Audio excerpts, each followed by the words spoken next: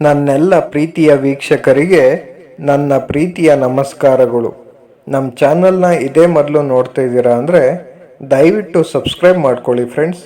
ಮುಂಚೆಯಿಂದ ನೋಡ್ತಾ ಇದ್ದೀರಾ ಆದರೂ ಸಬ್ಸ್ಕ್ರೈಬ್ ಮಾಡ್ಕೊಂಡಿಲ್ಲ ಅಂದರೆ ದಯವಿಟ್ಟು ಸಬ್ಸ್ಕ್ರೈಬ್ ಮಾಡ್ಕೊಳ್ಳಿ ಫ್ರೆಂಡ್ಸ್, ಸಪೋರ್ಟ್ ಮಾಡಿ. ನಮ್ಮ ಜೀವನವು ಒಂದು ಮರದಂತೆ. ನಾವು ಹುಟ್ಟುತ್ತೇವೆ, ಬೆಳೆಯುತ್ತೇವೆ ಮತ್ತು ಒಂದು ದಿನ ನಾಶವಾಗುತ್ತೇವೆ. ನಾವು ಎಷ್ಟು ದಿನ ಬದುಕುತ್ತೇವೆ ಎಂಬುದು ಬೇಡ, ಆದರೆ ಎಷ್ಟು ಜನರಿಗೆ ತಂಪು ನೀಡಿದ್ದೇವೆ, ಎಷ್ಟು ಹಣ್ಣುಗಳನ್ನು ನೀಡಿದ್ದೇವೆ ಮತ್ತು ಎಷ್ಟು ಪರಿಮಳವನ್ನು ನೀಡಿದ್ದೇವೆ ಎಂಬುದನ್ನು ನಾವು ನೋಡಬೇಕು.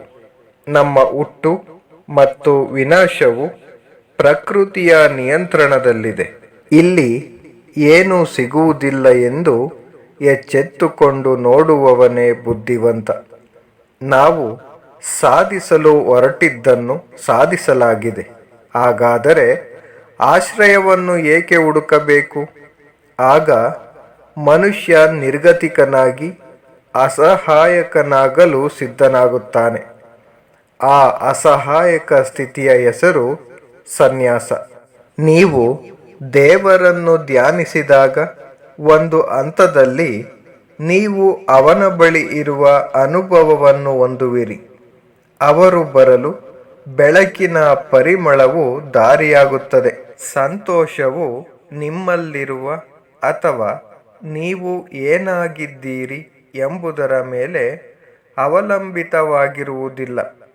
ಇದು ಸಂಪೂರ್ಣವಾಗಿ ನೀವು ಏನು ಯೋಚಿಸುತ್ತೀರಿ ಎಂಬುದರ ಮೇಲೆ ಅವಲಂಬಿತವಾಗಿರುತ್ತದೆ. ಎಷ್ಟೇ ಸುಂದರವಾಗಿದ್ದರೂ ಅವನ ಪರಿಮಳದಿಂದ ಹೊಗಳುತ್ತಾನೆ. ಎಷ್ಟೇ ದೊಡ್ಡ ವ್ಯಕ್ತಿಯಾಗಿದ್ದರೂ ಅವನ ಗುಣಗಳನ್ನು ಮೆಚ್ಚಲಾಗುತ್ತದೆ. ಯಾರು ಹೆಚ್ಚು ಸಂತೋಷವಾಗಿರುತ್ತಾರೆ, ಚಿನ್ನದ ಸರ ಹೊಂದಿರುವವರು ಅಥವಾ ಶಾಂತವಾಗಿ ಮಲಗುವವರು ಯಾರು? ನನ್ನ ಜೀವನದಲ್ಲಿ ಯಾರು ಬಂದರು, ಯಾರು ಹೋದರು ಎಂಬುದು ಮುಖ್ಯವಲ್ಲ. ಕಷ್ಟದ ಸಮಯದಲ್ಲಿ ನಿಮ್ಮ ಬೆಂಬಲಕ್ಕೆ ನಿಂತವರು ಯಾರು? ಇದು ಅತ್ಯಂತ ಪ್ರಮುಖ. ನಾವು ಹುಟ್ಟಿದ ದೇಹಕ್ಕೆ ನಾವು ಜವಾಬ್ದಾರರಲ್ಲ, ಆದರೆ ನಾವು ನಿರ್ಗಮಿಸುವ ಪಾತ್ರ ಮತ್ತು ಪಾತ್ರಕ್ಕೆ ನಾವೇ ಸಂಪೂರ್ಣ ಜವಾಬ್ದಾರರಾಗಿರುತ್ತೇವೆ. ನಿಮ್ಮ ಜೀವನದಲ್ಲಿ ಪವಾಡಗಳು ಸಂಭವಿಸುವವರೆಗೆ ಕಾಯಬೇಡಿ. ನೀವೇ ಪವಾಡ ಮಾಡಲು ಪ್ರಯತ್ನಿಸಿ. ನಿಮ್ಮ ವ್ಯಕ್ತಿತ್ವವನ್ನು ಜೀವನದಲ್ಲಿ ಶೂನ್ಯವಾಗಿ ಇರಿಸಿ. ಇದರಿಂದ ಯಾರು ಏನನ್ನು ಕಳೆಯಬಾರದು.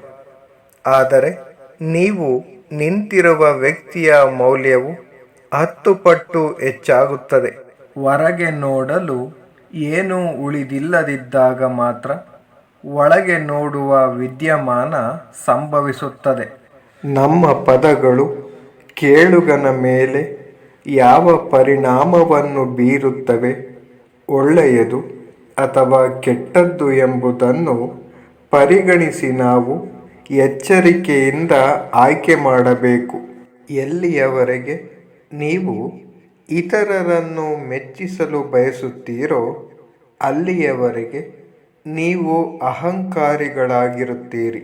ನೀವು ಇಷ್ಟಪಡುವುದನ್ನು ತೆಗೆದುಕೊಳ್ಳಿ ಮತ್ತು ಕೆಟ್ಟದ್ದನ್ನು ಬಿಟ್ಟು ಬಿಡಿ. ಅದು ಆಲೋಚನೆಯಾಗಿರಲಿ, ಅದು ಕ್ರಿಯೆಯಾಗಿರಲಿ ಅಥವಾ ಮನುಷ್ಯನಾಗಿರಲಿ. ನಿಮಗೆ ಅಧಿಕಾರ ಬೇಕಾದರೆ ಜ್ಞಾನವನ್ನು ಸಂಪಾದಿಸಿ. ಗೌರವ ಬೇಕಾದರೆ ಒಳ್ಳೆಯ ಗುಣವನ್ನು ಸಂಪಾದಿಸಿ.